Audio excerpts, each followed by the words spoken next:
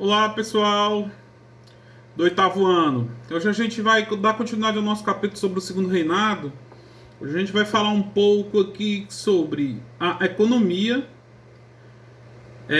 falar um pouco de Barão de Mauá e as leis abolicionistas, tá? Aí, próxima aula, a gente vê a Guerra do Paraguai e a Proclamação da República, tá? Que é já o finalzinho do nosso livro. Quando a gente fala em economia do segundo reinado, o que vem logo à mente é o café, tá? Professor, por que café? Porque foi o carro-chefe da economia do Brasil. Como eu falei em outra aula, até hoje o Brasil é o maior exportador de café. E o que alavancou o desenvolvimento no segundo reinado foi o próprio café. Como diz, a economia era agroexportadora, tá? A produção era para fora. Mas antes de falar do café, vamos falar um pouco de um cidadão que desenvolveu, foi responsável pelo início do processo de industrialização do Brasil.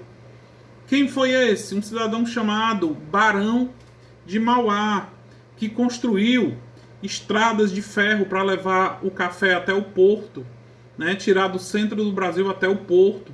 Foi um dos grandes responsáveis, Barão de Mauá, foi um dos grandes responsáveis por o Banco do Brasil não quebrar, que o Banco do Brasil ia quebrando, e Barão de Mauá foi e segurou. Mas vamos falar aqui um pouco mais de Mauá. Eu vou ler o que tem, porque a gente tem que usar o livro, né? O motivo vocês já sabem.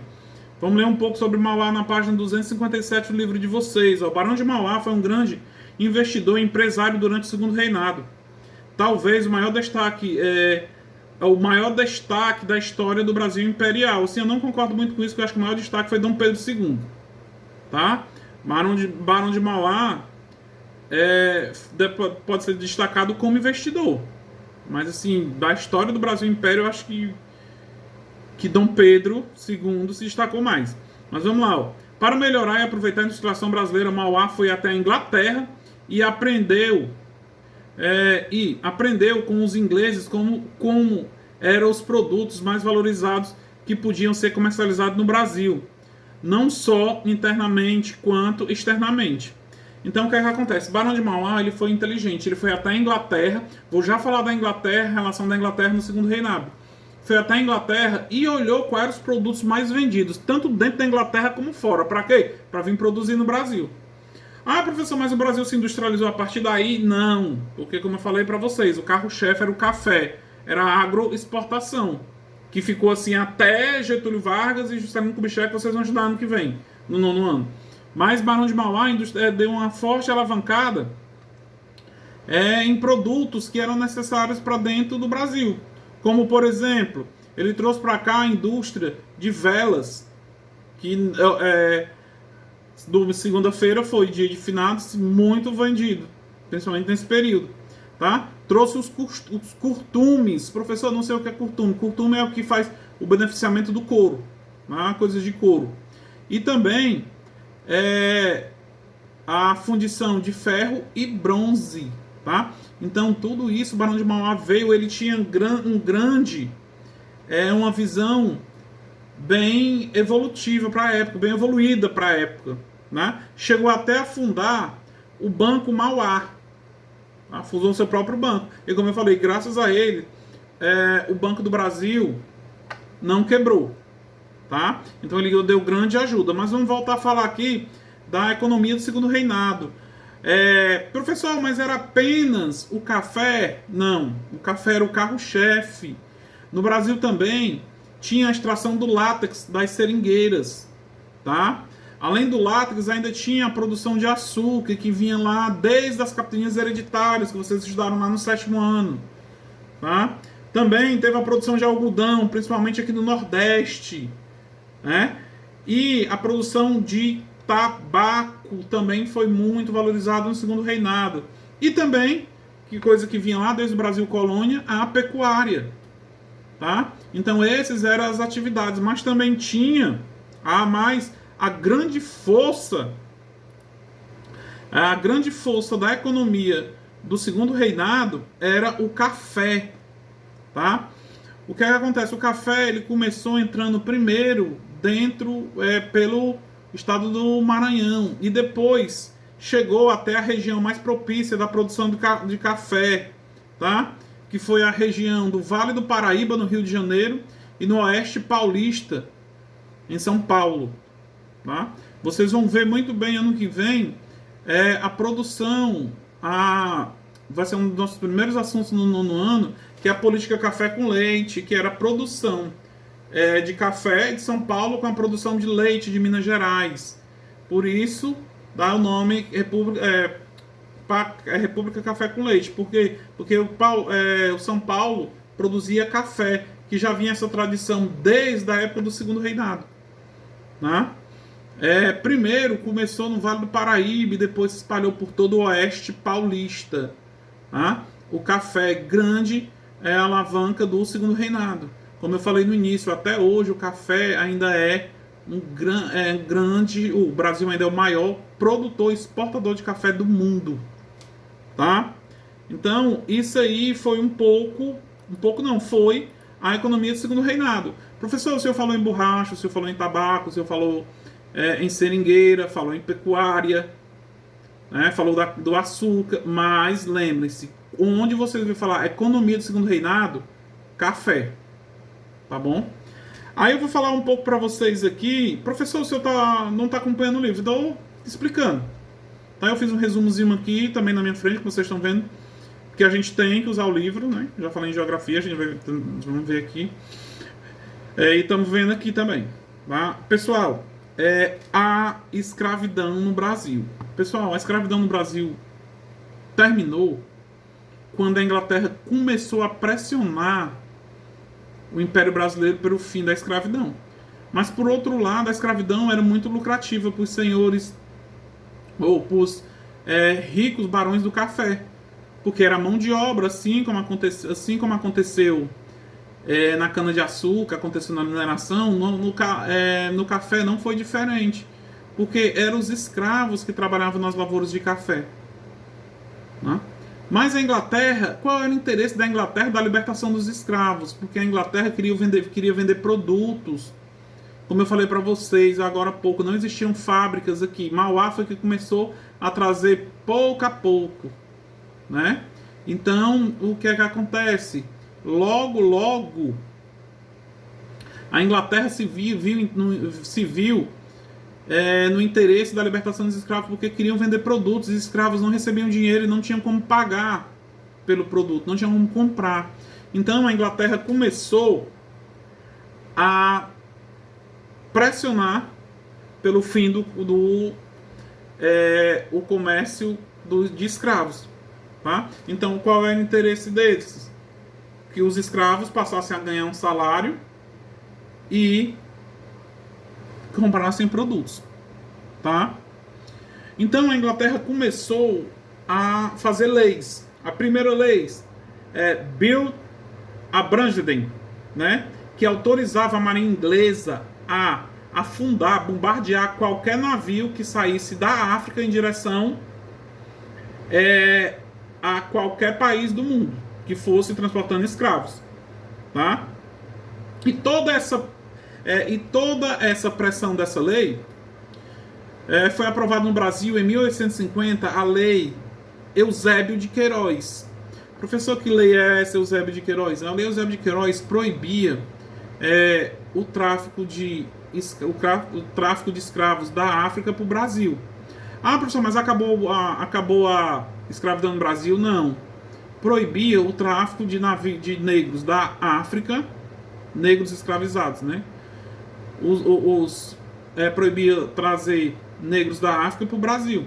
A partir de 1950, a Lei Eusébio de Queiroz proibia o tráfico negreiro, quer dizer, nenhum navio poderia trazer negros mais da África para trabalhar como escravo no Brasil. Africanos, né? Negros não, africanos.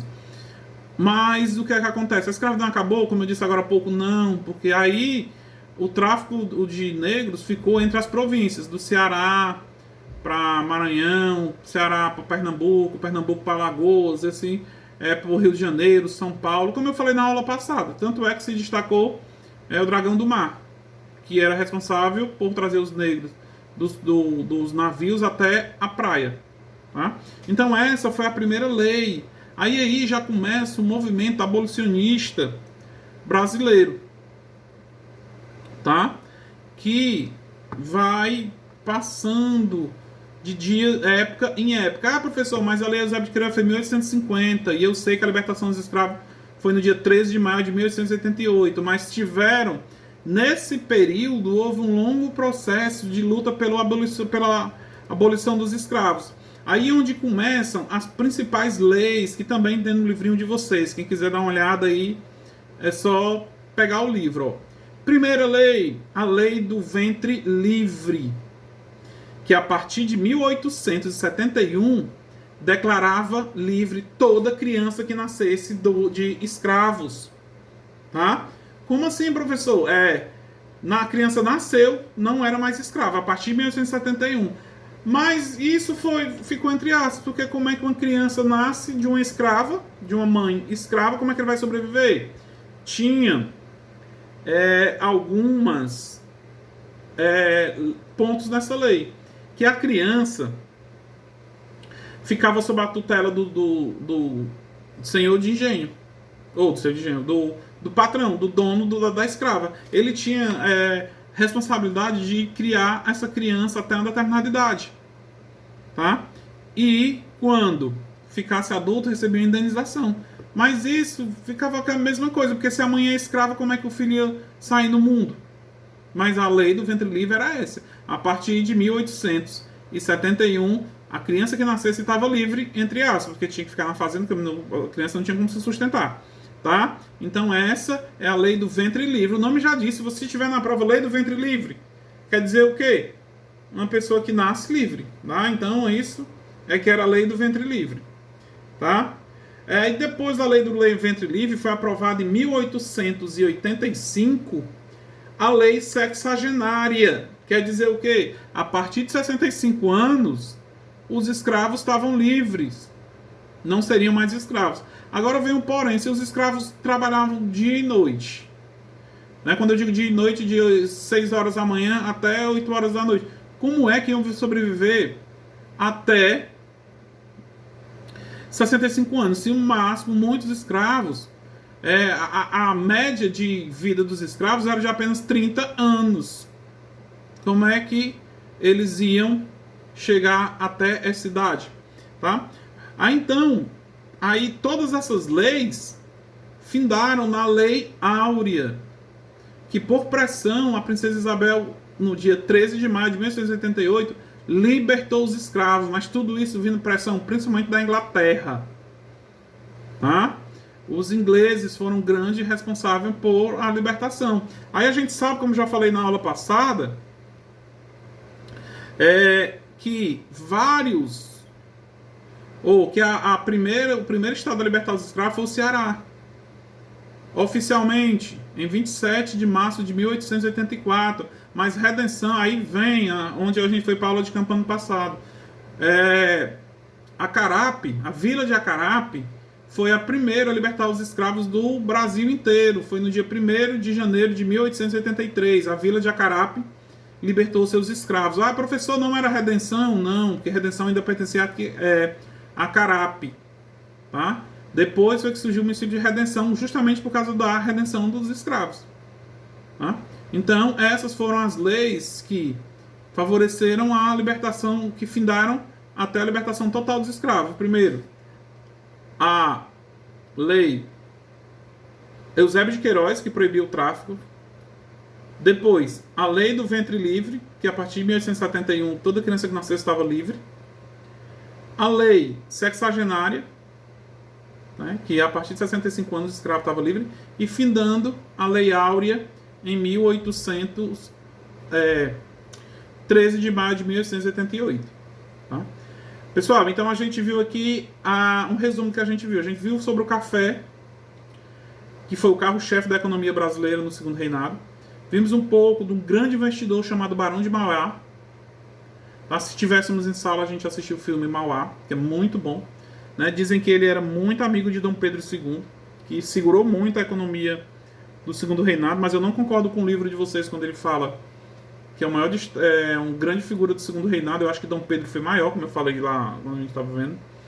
A gente viu as leis abolicionistas, E fiquem atentos a uma coisa: o que levou o fim do Império e a proclamação da República foram 3 questões. Primeiro, a gente já viu que foi a lei a escravidão. Mas por que, professor? O fim da escravidão foi um dos motivos da queda do Segundo Reinado e proclamação da República? Pela insatisfação dos fazendeiros. Porque, para vocês terem uma ideia, quando os escravos eles foram libertados, isso aqui é a matéria do 2º ano do ensino médio, eu vou explicar aqui um pouco para vocês. Quando os escravos eles foram libertados, eles só foram libertados sem direito a nada, sem indenização, sem nada. Então, muitos não sabiam trabalhar, muitos não sabiam o que fazer.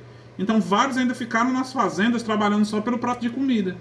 Não teve nenhuma lei que amparasse os escravos quando eles foram libertos. E ainda tem um agravante: quando os escravos foram libertados, os donos das fazendas do café preferiram contratar imigrantes, pessoas que vieram da Itália, da Alemanha, da França, né, da Espanha, para trabalhar nos cafezais. Foi um incentivo de pessoas virem de fora trabalhar nas lavouras de café. Não contrataram os ex-escravos. Né? Então muitos ficaram marginalizados, não teve uma política de amparação ou até mesmo de reconhecimento pelo tanto tempo de escravidão que houve no Brasil. Né? Mais de 300 anos de escravidão, e eles ficaram aí à míngua. Se até hoje uma pessoa negra, de pele escura, pessoa negra, né, sofre preconceito, agora vocês imaginam naquela época, né, onde eles achavam que escravos eram só mercadorias, e tinha poemas totalmente preconceituosos contra os negros, né? Eu vou tentar ler um para vocês aqui. Não, próxima aula pode ser que eu falo. Então, o primeiro ponto que derrubou o reinado de Dom Pedro II e derrubou o Império no Brasil para uma república, uma das questões foi a questão escravista, tá? Com o fim da escravidão. Aí, próxima aula, a gente vai estudar a Guerra do Paraguai, tá? Que foi outro pilar que é a questão militar. Vamos estudar a questão religiosa. E, por fim, a proclamação da República por Marechal Deodoro da Fonseca. Tá? Até o nosso próximo encontro semana que vem. Abraço.